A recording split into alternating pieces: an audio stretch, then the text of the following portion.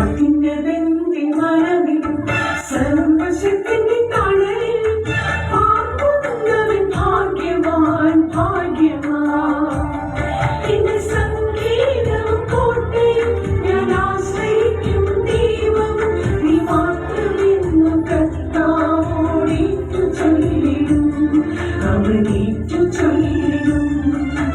അത്യുന്നതന്റെ മറവിൽ സർവശക്തന്റെ തണലിൽ പാർക്കുന്നവൻ ഭാഗ്യവാൻ ഭാഗ്യവാൻ.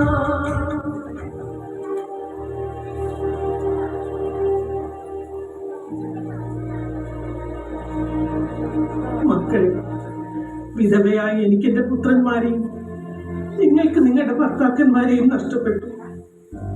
നിങ്ങൾ ഇപ്പോഴും ചെറുപ്പമാണ്.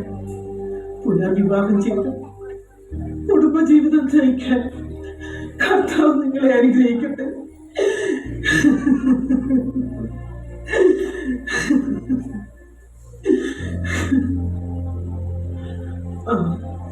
നിങ്ങൾ രണ്ടാളും മാതൃഭവനങ്ങളിലേക്ക് മടങ്ങിപ്പോണം. ഇല്ല, ഞങ്ങൾ പോകില്ലമ്മേ. അമ്മയുടെ ഒപ്പം അമ്മയുടെ നാട്ടിലേക്ക് ഞങ്ങളും വരുന്നു. എന്റെ മകളെ, അമ്മയെ സങ്കടപ്പെടുത്തരുതേ. നിങ്ങൾ തിരിച്ചു പോണം. എന്തിനെന്നോടൊപ്പം വരുന്നു? നിങ്ങൾക്ക് ഭർത്താക്കന്മാരാകാൻ എനിക്കൊരു പുത്രന്മാരുണ്ടാകുമോ? അമ്മേ, അങ്ങനെ ഒന്നും പറയരുതേ. എന്റെ വാത്സല്യ പാചനങ്ങളെ, നിങ്ങൾ മടങ്ങി പോവുക തന്നെ വേണം. വിവാഹം ചെയ്യാൻ കഴിയാത്ത വിധം ഇനി അമ്മ വൃദ്ധയായിരിക്കുന്നു. കർത്താവിന്റെ കരം എനിക്കെതിരായി ഉയർന്നിരിക്കുന്നു. നിങ്ങളെ പ്രതി ഞാൻ അത്യന്തം വ്യസനിക്കുന്നു.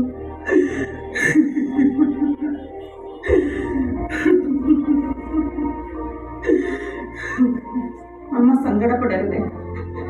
ഞാൻ മടങ്ങിപ്പോയിക്കോളാം.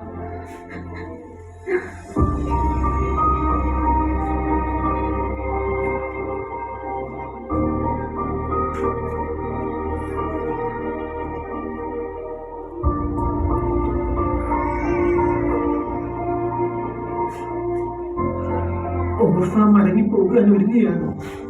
റൂത്ത്, എന്റെ മകളെ, നീയും തിരികെ പോകൂ. ഇല്ലമ്മേ, ഇല്ല. അമ്മയെ ഉപേക്ഷിക്കുവാനോ കൂടെ പോരാതിരിക്കുവാനോ എന്നോട് പറയരുത്. അമ്മ പോകുന്നിടത്ത് ഞാനും വരും. അമ്മ വസിക്കുന്നിടത്ത് ഞാനും വസിക്കും. അമ്മയുടെ ചാച്ചക്കാർ എന്റെ ചാച്ചക്കാരല്ലേ? അമ്മയുടെ ദൈവം എന്റെ ദൈവമാണ്. അമ്മ ഭരിക്കുന്നിടത്ത് ഞാനും ഭരിച്ചടക്കപ്പെടും. എന്റെ കുഞ്ഞി,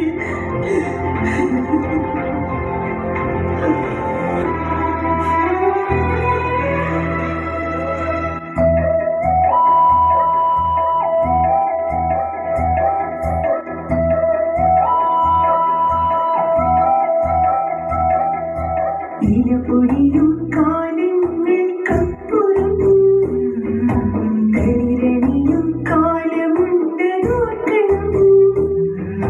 കവിളിലും കൂടൊഴുകുന്ന കണ്ണീരിനപ്പുറം പുഞ്ചിരിയും നിന്നതും ഓർക്കണം. പ്രത്യാശയോടെ ദൈവത്തെ നോക്കിയാൽ ഉത്തരം അവനുത്തരം നൽകുമെന്നറിഞ്ഞിടേണം. കിഴപ്പൊഴിയും കാലങ്ങൾക്കപ്പുറം തളിരണിയും കാലമുണ്ടോർക്കണം. കവിളിൽ മൂടൊഴുകുന്ന കണ്ണീരിനപ്പുറം പുഞ്ചിരിയും നിന്നതും ഓർക്കണം. ഇവിടെ നമ്മൾ എങ്ങനെ ജീവിക്കും? കഷ്ടത അനുഭവിക്കാനാണല്ലോ കുഞ്ഞി നീ എനിക്കൊപ്പം വന്നത്. എന്തിനാ അമ്മ ഇങ്ങനെ സങ്കടപ്പെടുന്നത്? ഇപ്പോൾ കൊയ്ത്തുകാലമല്ലേ? ഞാൻ വയലിൽ നിന്ന് കാല പെറുക്കി വരാം. കാല പെറുക്കി ഉപജീവന മാർഗം കണ്ടെത്തുന്നവരെ ആരും തടയാറില്ലല്ലോ അമ്മേ. നീ ഒറ്റയ്ക്കോ? അത് വേണ്ട കുഞ്ഞി, ഞാനും വരാം. അതെന്താ അമ്മേ? എനിക്ക് നല്ല ആരോഗ്യമില്ലേ? പിന്നെ അമ്മയെ നോക്കേണ്ട കടമയും എനിക്കല്ലേ? ദയവായി അമ്മ നിഷേധിക്കരുത്. എന്റെ ചോദ്യങ്ങൾക്കും വ്യാകുലതകൾക്കും ഉത്തരം നൽകാൻ തമ്പുരാൻ ഏൽപ്പിച്ചിരിക്കുന്നത് നിന്നെയാണല്ലോ. ഇനി ഞാൻ എന്ത് പറയാനാണ്? നിന്റെ ഇഷ്ടം പോലെ നടക്കട്ടെ.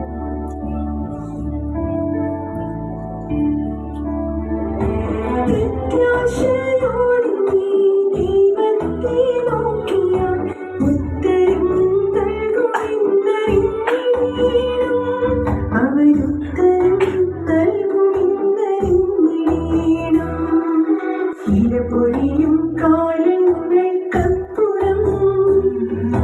തളിരണിയും കാലമുണ്ടോർക്കണം. കവിളിലൂടൊഴുകുന്ന കണ്ണുനീരിനപ്പുറം പുഞ്ചിരിയുണ്ടെന്നതും ഓർക്കണം. റൂത്ത് കരകളഞ്ഞ സ്നേഹ വിശ്വസ്തതയുടെ മാതൃകയായ സ്ത്രീരത്നം. ദാവീദിന്റെ പിതാവ് ജസ്സയുടെ പിതാവായ ഓബദിന്റെ അമ്മ. അവൾ യഹൂദ വംശജയല്ലായിരുന്നു. എങ്കിലും ഇസ്രായേൽക്കാരനായ ഭർത്താവ് മരിച്ചപ്പോൾ അവൾ തന്റെ ഭർത്താവിന്റെ ദൈവത്തോടും അമ്മായിയമ്മയായ നവോമിയോടും വിശ്വസ്തത പുലർത്തി. നവോമിയെ സംരക്ഷിക്കുവാൻ അവരോടൊപ്പം ജെറുസലേമിലെത്തിയ റൂത്തിനെ ദൈവം സമൃദ്ധമായി അനുഗ്രഹിച്ചു.